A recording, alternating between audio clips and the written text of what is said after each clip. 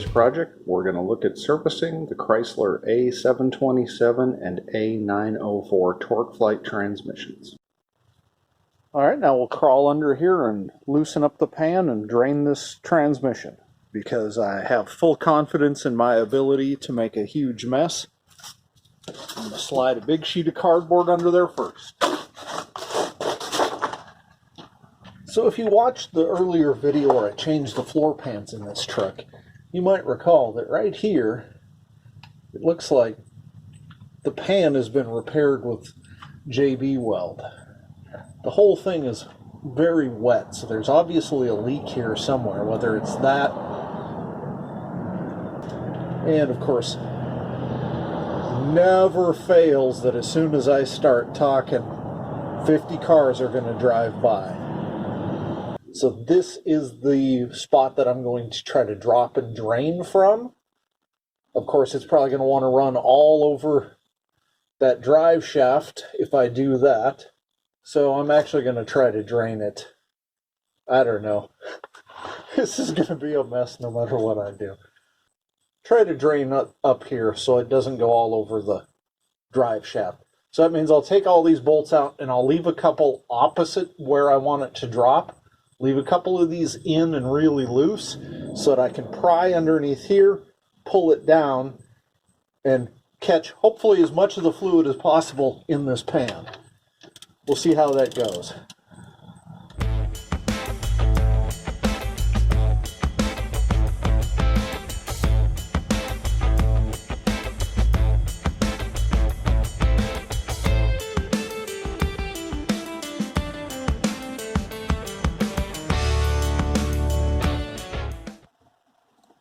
Okay, it's already starting to drain out right here.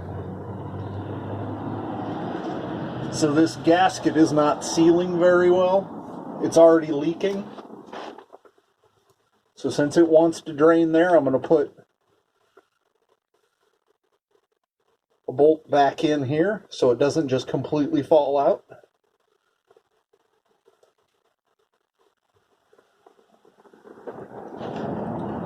And of course, all over the drive shaft. See what I mean? Guaranteed to make a disastrous mess every time.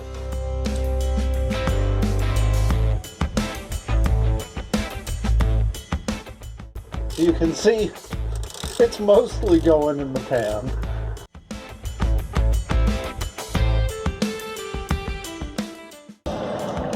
Okay, it's starting to slow. So we'll continue loosening and removing bolts.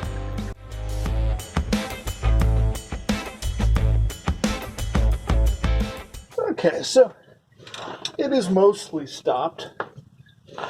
I'm going to still have these two up here.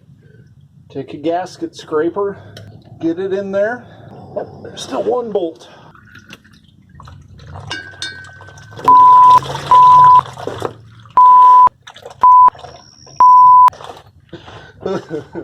And a big splash all over. And now we work on these other two. You can see as I loosen them, that's going to come down. So it's going to keep draining. And now there's just one more holding it. Both 904s and 727s take the same filter. So this is the filter right here. They look the same. It's held on by 3 screws. We're just going to take those screws out. I'm going to put them in the pan so I don't lose them.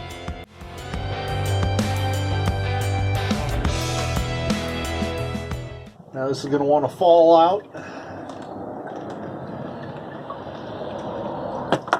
And splash all over the place.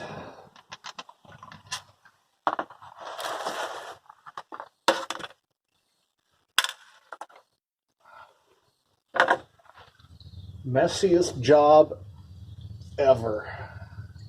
Just wiped down where that filter was. There's some friction material in here I can see, but I'll just kind of clean it up. Alright, so I've got this transmission filter and gasket kit. It's always, almost always I've seen the same kit as for a 904 and a 727. They just give you one filter and then both gaskets. So the filter, you can see here, it's got this hole here and nothing. That hole goes up.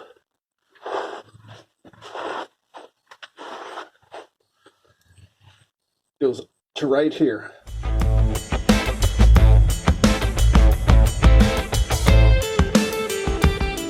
Well, of course, I dropped the screwdriver into the pan of oil,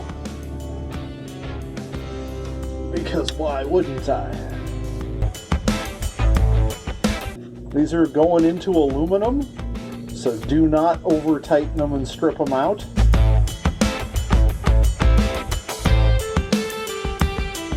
Now we have the filter installed.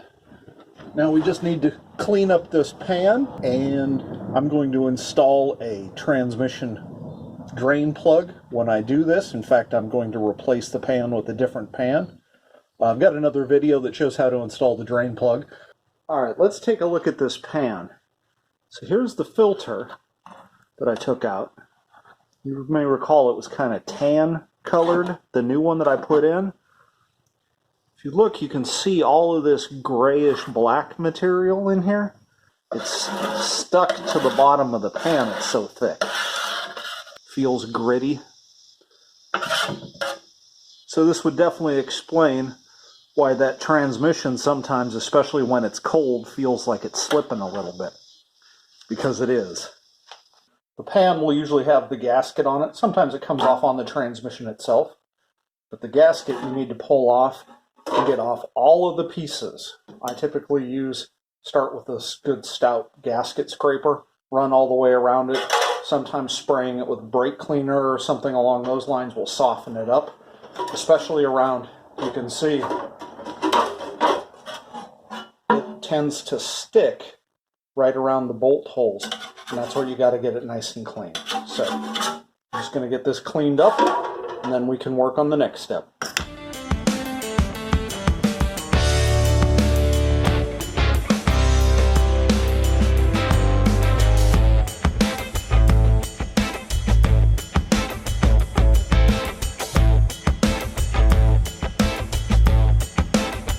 Alright, so I've got it all really cleaned up.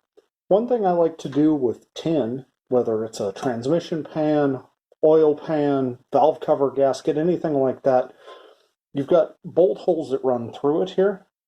And so the bolt pushes up in these places, and there's usually a soft gasket in between. And what that causes is it causes right around here to get pushed up. So it gets pushed up at each one of those.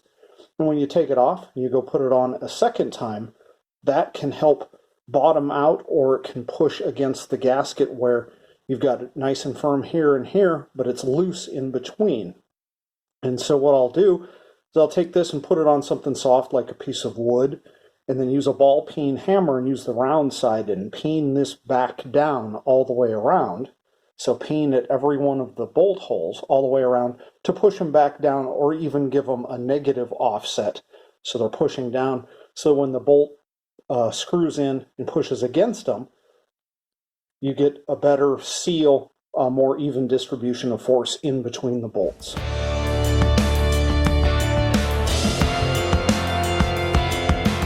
Alright, now that I've peened each one of these, you can usually run your hand around them and feel it go down from the top side, so you can feel that it's pushed down a little bit, which is exactly what I want. You're not trying to really dent it, you just want to make sure that it's pushed back down. How hard you hit it really depends on the thickness of the metal. This transmission pan is pretty thick, so you got to give it a decent whack, but you're not trying to really dent it, you're just trying to push it back down flat or just a little bit the other direction. As I mentioned, these transmission filter kits for Chryslers typically come with two gaskets. This one is the 904, and again, I've got a video on how you can identify whether you have a 904 or 727, but it's basically this dog leg here. So this is our 727 gasket. Looks like it fits nicely. Now, because it's folded up like this, it wants to lift up, which can be really frustrating when you're underneath the vehicle. So I actually like to stick the gasket to the pan. Doesn't have to be, glued down permanent, but just enough to keep it so that it stays in one place. I like to use 3M yellow weather strip adhesive, often lovingly referred to as Gorilla Snot, because it is really stringy. Just put a little bit around. Doesn't have to be a ton. We're just trying to get all of the high places on that gasket so that it'll sit down and not move around while we work on it. So now we can take this gasket again.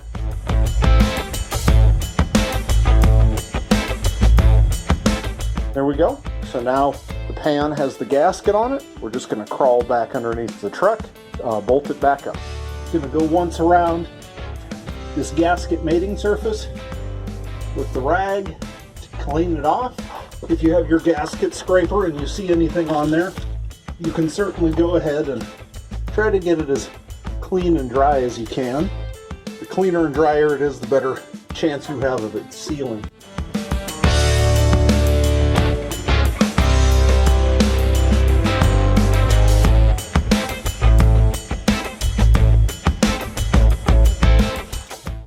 Here I'm not tightening them much at all, I'm just getting them snug. I'll go around and get them all to that point first.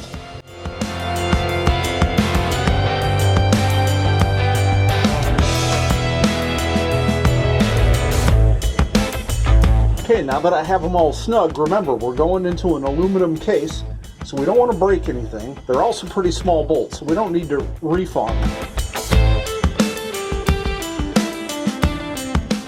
I keep my hand close to the head of the ratchet so it's harder to put too much torque on them. So I'm going to go one full circle around again to make sure they're all tight. I didn't miss any.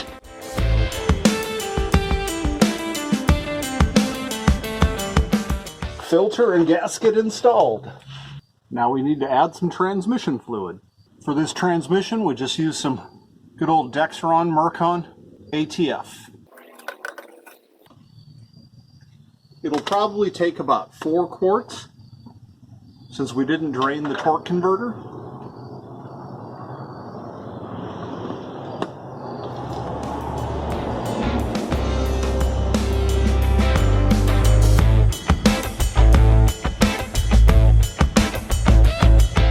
That feels like I've put about 3 of the 4 quarts out of this jug in there.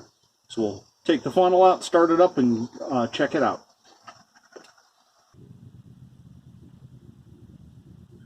So we can see, here's the full line, and here it is. Looks like it's about a ½ quart low. We can read that. Check when hot, when idling in neutral. So we actually need to start it up, put it in neutral, and then check it again. Now if we check it, it's barely registering at all. There we go. You can see, pretty close. I'm going to add a little bit more. In the end, I've actually added probably 6 quarts to this. Now we'll take a look underneath, make sure it's not leaking. It's all good. Thanks for watching.